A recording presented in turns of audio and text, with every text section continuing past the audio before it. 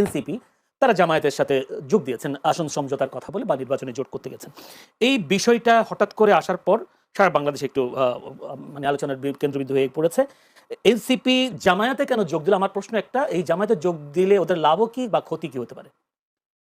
আচ্ছা, এই প্রশ্নটা একটু পরে আসি। জি। তার আগে সাইফুল ভাই যে কথা বলছেন সেটা লেভেল প্লেইং ফিল্ড নিয়ে কথা হয়েছে। পলিটিক্যাল মাঠটা এখন কেমন? 4টা প্রবলেম মাঠে হচ্ছে।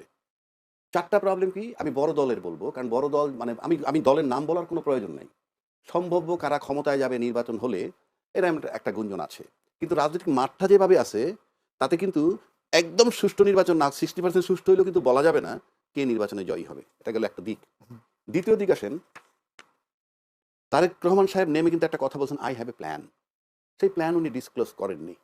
সেটা যখন করবেন আমরা হয়তো জানতে পারবো, এবং সেটা তাকে নির্বাচনের আগেই ডিসক্লোজ করতে হবে আমি মনে করি। কারণ তা নইলে আপনি আই হ্যাভ এ প্ল্যান বললে এই শব্দের উপরে তো আমি নিয়মের কথা বলছি, এই শব্দের উপরে আমি কেন ভোট দিব, কথার কথা বলছি। আপনাকে প্ল্যানটা ডিসক্লোজ করতে হবে if you want to attract the voters. সেই কারণে এবার আসেন মাঠে কি হচ্ছে। নাম্বার 1, বড় দলের ট্রাবল, মনোনয়ন পুনর্বহাল নিয়ে আন্দোলন। মানে কিছু লোকের মনোনয়ন দিছিল, এখন আবার অন্যত্র দিয়ে দিছে। সেই আন্দোলন আমি কালকে লোহাগাড়ায় দেখেছি। অর্থাৎ মনোনয়ন পুনর্বহাল করো। তাহলে মনোনয়ন পুনর্বহাল যে করতেছে সে তো ওই বড় দলেরই একটা অংশ। এটা একটা ট্রাবল। 2 আসেন, অন্য দলের ব্যক্তিকে মনোনয়ন দিয়ে দেওয়ার কারণে একটা অপ্রকাশিত দ্বন্দ্ব। অপ্রকাশিত দ্বন্দ্ব মানে অন্য দল থেকে যারা জোটের মধ্যে একটা দলকে দিছে, তাহলে বড় দলের অন্যান্য যারা সম্ভাব্য প্রার্থী হইতে পারতো তাদের একটা অপ্রকাশিত দ্বন্দ্ব চলমান।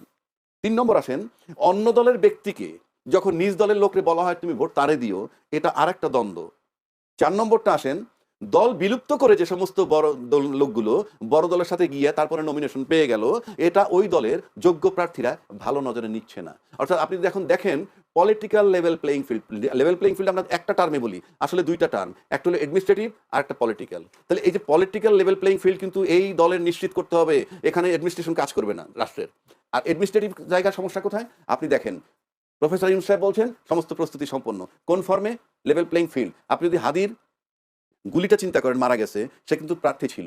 চিটাগাং 8 বিএনপির প্রার্থী গুলিবুদ্ধ, সেও তো ইয়ে ছিল। 2 নম্বর, আপনি অস্ত্র যেগুলা রিকভার করতে পারেননি, এবং পুলিশের হারিয়ে যাওয়া অস্ত্র উদ্ধার করতে পারেন নাই। পুলিশের অস্ত্র উদ্ধার করার দায়িত্ব কিন্তু পুলিশের, পারেন নাই। আমি এক্ষেত্রে বলবো করেন নাই। কেন করেন নাই? ওনাকে কি প্রফেসর ইউনূস সাহেব নিশ্চিত করছে যে তোমরা উদ্ধার কইরো না? তাহলে আপনি বাজারে অস্ত্র আছে, আবার আপনি গানম্যান দিচ্ছেন। গানম্যান দেওয়ার মানে হচ্ছে প্রশাসনিকভাবে আপনি ভালো অবস্থায় নাই, তাহলে আপনি গানম্যান দিবেন কেন?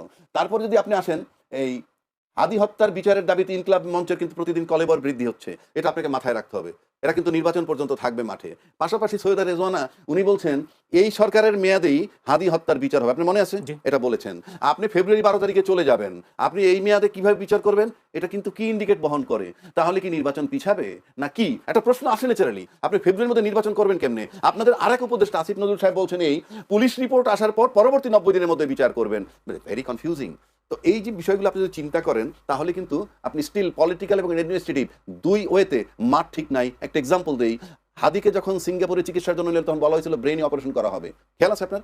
বলা হচ্ছিল বডি স্টেবল না, তাই অপারেশন করা সম্ভব না। বডিতে যদি লেভেল প্লেইং ফিল্ড ধরেন, ব্রেনকে যদি নির্বাচন ধরেন, তাহলে আপনি দেখেন বডি কন্ট্রোল না করে অপারেশন করা যায় না। একইভাবে অ্যাডমিনিস্ট্রেটিভ এবং পলিটিক্যালি লেভেল প্লেইং ফিল্ড ঠিক না করে আপনি নির্বাচনে যেতে পারেন না। সুতরাং নির্বাচনটা যাচ্ছে তাই হতে পারে। এইবার আসেন আপনার একটা জবাব দিচ্ছি, জামাতে যোগদানে এনসিপি। এর সাথে একটা প্রশ্ন যুক্ত করেছি, সেটা যদিও জামাতের সাথে সমঝোতা করলে এনসিপিকে কঠিন মূল্য চুকাতে হবে বলেছেন সামান্তা শারমিন। না, কঠিন মূল্য চুকাতে হবে বলতে এখানে আমি কঠিন মূল্য আমি ঠিক জানি না, ওটা ওরা বলতে পারবো ওদের কঠিন মূল্য কি। কিন্তু আমি সাদামাটা চোখে যেটা দেখি, যেটা বলতে চাচ্ছে, সমাজে আলোচিত করতে চাচ্ছে, যে শেষ পর্যন্ত রাজাকারের দলে যোগ দিচ্ছে। মানে বিষয়টা এইরকমই।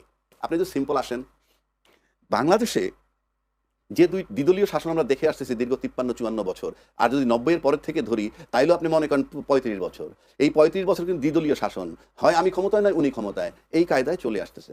এই দ্বিদলীয় শাসনে জামাতকে ব্যবহার করেনি কে? জামাতকে মন্ত্রী বানানো হয়েছে, এরশাদ পতন আন্দোলনকে জামাতকে সাথে নেওয়া হয়েছে কি? নাই। আচ্ছা, এইবার আসেন, জামাতে দায়িত্বশীল 2জন মুক্তিযোদ্ধা যোগ দিচ্ছেন, একজন মেজর আখতারুজ্জামান আর একজন কর্নেল অলি সাহেব। আচ্ছা, এখন কি কর্নেল অলি সাহেব আর আখতারুজ্জামান সাহেব ওনারা কি রাজাকারে রূপান্তরিত হইলেন, না ওনারা 2জন যাওয়ার পর জামাত মুক্তিযুদ্ধ হয়ে গেল? সহজ ভাষায় যদি বলি, সব দলের ভিতরেই রাজাকার মুক্তিযোদ্ধা সব আছে, আপনি নিশ্চিত করে বলতে পারি। সুতরাং আপনার এই 53-54 বছর পর মুক্তিযুদ্ধের পক্ষ শক্তি বিপক্ষ শক্তি এই আলোচনা আর চলবে না। কারণ সব দলের সাথেই জামাত যদি আলু হিসাবে মিশতে পারে বা আপনারা নিতে পারেন, তো এনসিপি জামাতের সাথে মিশলে দোষটা কেন? কারণটা কি?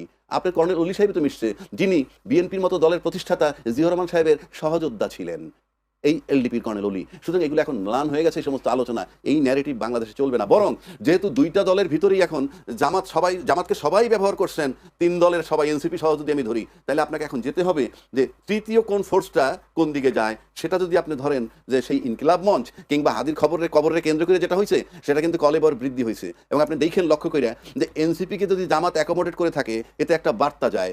এক, জামাতে মুক্তিযোদ্ধাও গেছে। দুই, বিপ্লবী চেতনা ধারণকারী যে দলটা, সেটা হলো এনসিপি, যেটা নিয়ে কোনো ডাউট নাই, তাকে কিন্তু জামাত একসেপ্ট করছে। তো এই একসেপ্ট করলে জামাত, এনসিপি এবং তার সাথে যদি আপনি মুক্তিযোদ্ধা মঞ্চ নিয়ে আসেন, আর ইনকিলাব মঞ্চ নিয়ে আসেন, তাহলে এটা কিন্তু একটা বার্তা যায়।